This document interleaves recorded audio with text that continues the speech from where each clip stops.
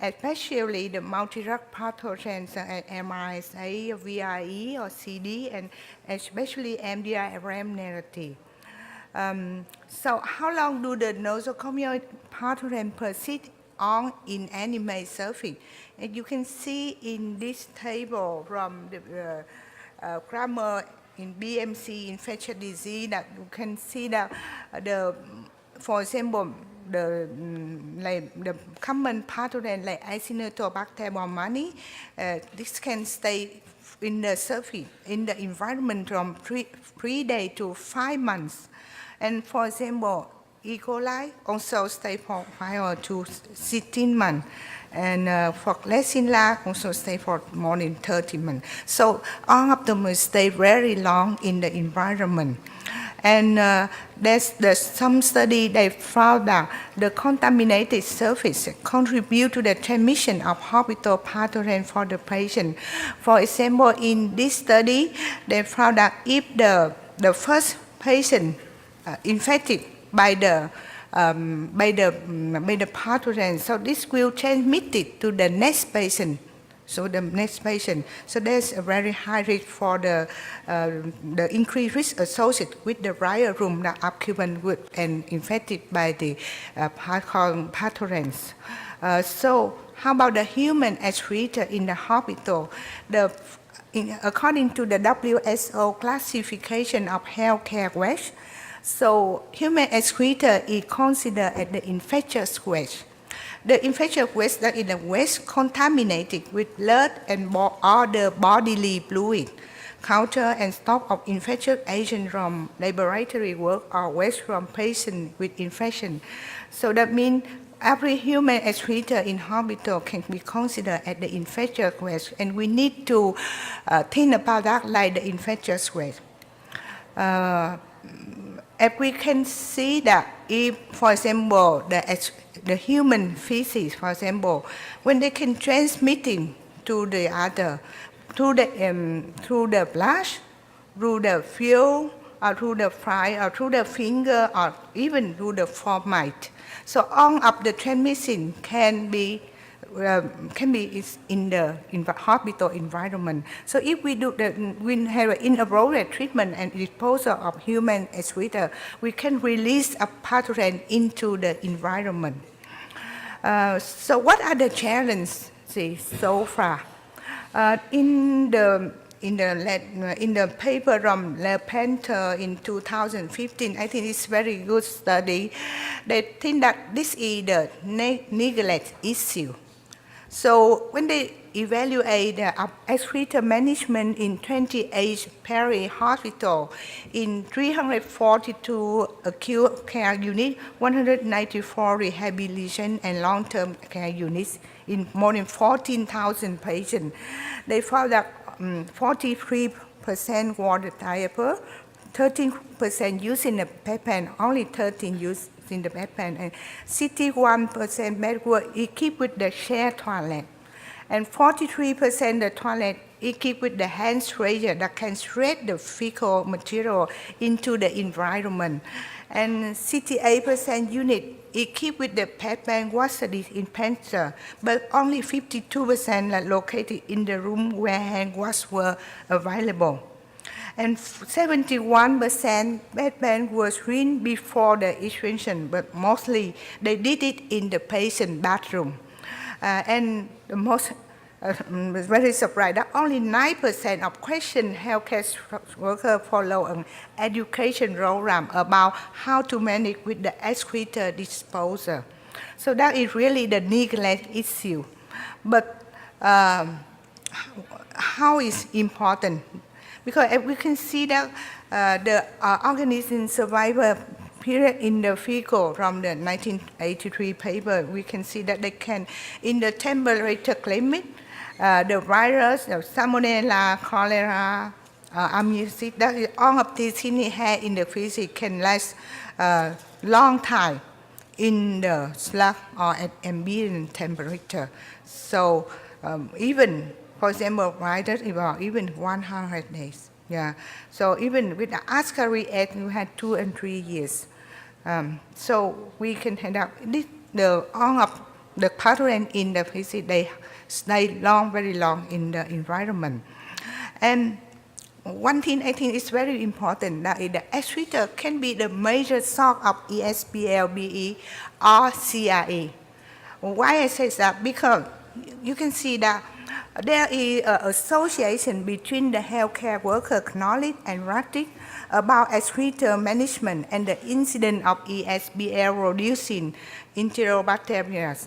This is in just the very new paper in 2018. They say they found that if there's there's the relationship between if the healthcare worker had the low knowledge and practice, so there is the higher incidence of ESBL. So they do it in the 688 healthcare worker and 74 nurse supervisor in 74 departments. And they found that the good knowledge about equipment only 14.8%. The knowledge about the excreta management is only 30%. And for practice, good practice, only 2% good practice. So the poor practice among the healthcare workers significantly associated with the increased incidence of ESBL. And a positive collaboration between the healthcare worker practice for managing excreta and the incidence of ESBL, and especially in surgical units.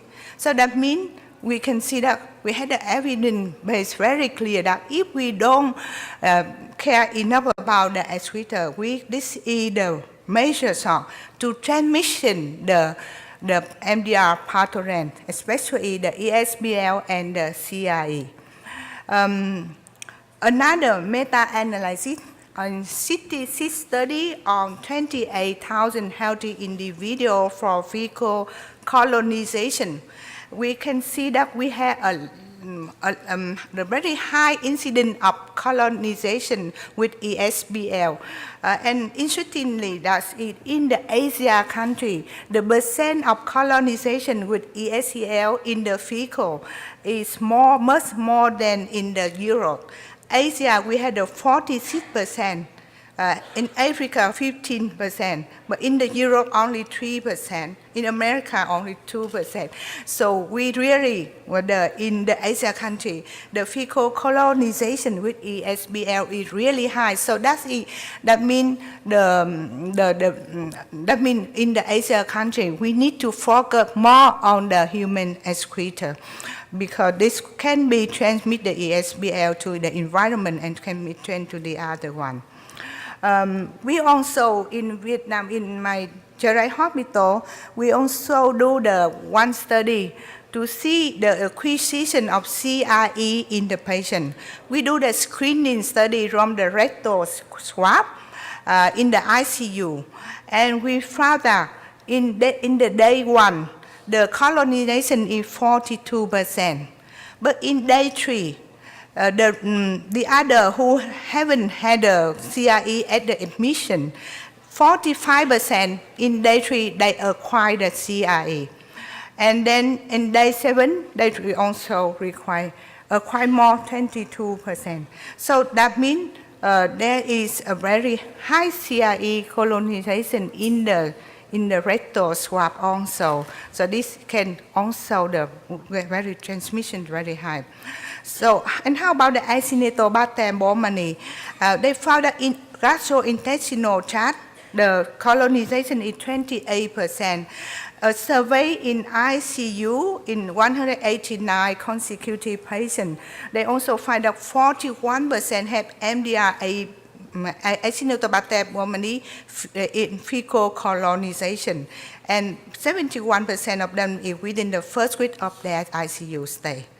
So, as you can see that we had a very problem with the human excreta and with the MDR pathogen in the human immunity. So what are the solutions? So I think the first thing that we need to think about that is important. We need to aware the importance of the management of human excreta in the hospital. You know, when we look at the mechanism of transmission, that it can be transmitted through the contact by hand, instrument, equipment, direct or indirect, or can be through slug into the environment.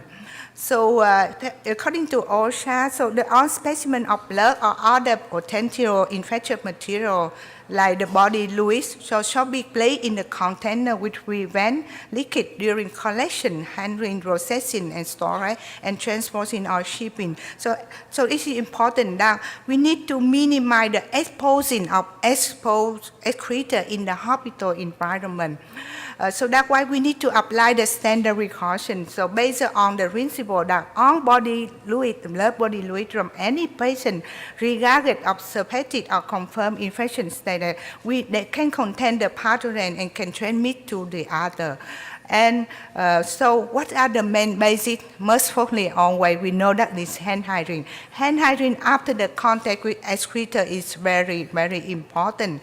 And the second thing is that using the PPA. So we need to use a blow when we touching at the excreta.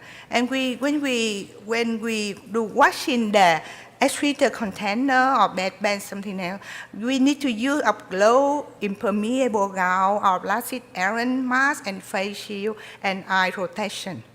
Yeah. And how about the management of equipment and instrument? We recommend that I think that it's very better if we can do the single use. But if we reuse, we need to think about what we need to do the cleaning and disinfection. So as I already analyzed from the evidence base, we can see that disinfection of the bedpan or the other container is very important. And this can be manual or can be mechanical solution. And how we can, to compare, what is the best one? The manual one, disinfection, or the automated disinfection.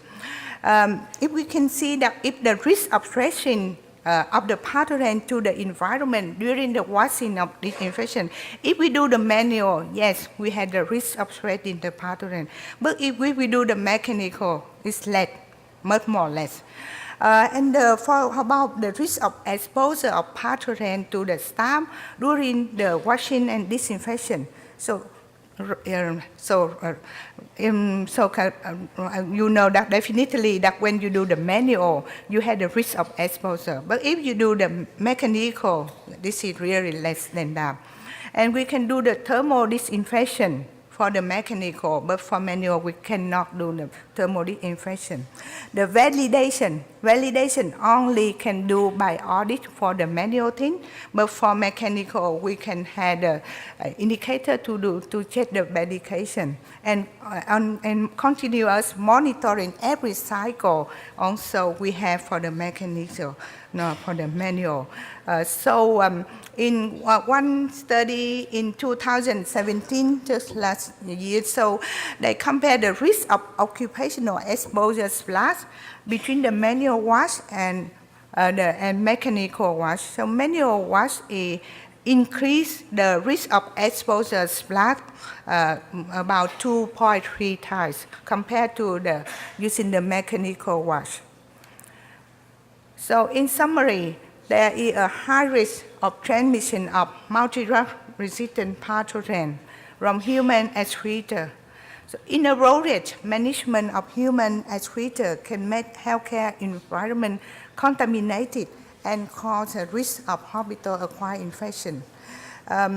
We still don't pay much attention on how to manage the human excreta. So we need to pay more attention on the human excreta management. And the disinfection of container of bedpan is required because of the high incidence of the colonization and of the multi-drug-resistant pathogen, and also it's better with mechanical method. That's the all of my presentation today. So thank you very much for your listening.